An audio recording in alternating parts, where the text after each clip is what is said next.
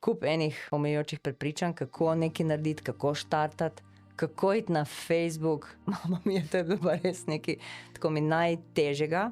Še zdaj mi ni najlažje, ampak evo, sem začela se pač tudi snemati, ne, prej nisem znala niti vklopiti, ker Facebook mi je bil neki brez veze tam. Imela sem ga, ampak jaz nisem ga znala uporabljati. Potem kar naenkrat sem jaz začela na Facebooku se pojavljati, ampak sem nekaj, jaz ne bom imela gor slikic, nobenih videov, pa to brez veze, jaz ne bom. Čez vem, ker sem mi ti rekel, Nataša, ne, fajn je, če se pokažeš, ne, to dela in še drugi asistenti. Kratka, tako se je začelo, da sem pač mogla preokviriti, da ni to, da si na Facebooku pač sem zato neki, da se razkazuješ, ampak moj posel pa je uspel pravzaprav ravno, zanimivo, s Facebookom.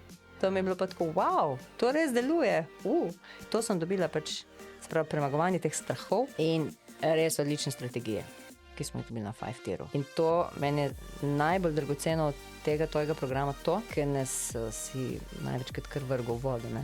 Mi smo kar imeli dogodek, kjer smo mogli kar nastopiti in predstaviti svojo ponudbo. In meni to ni bila vaja, mislim, to ni bil hec, bila je vaja, ampak to je bila vaja v živo. Mislim, dejansko za publiko in to mi je najbolj dragoceno.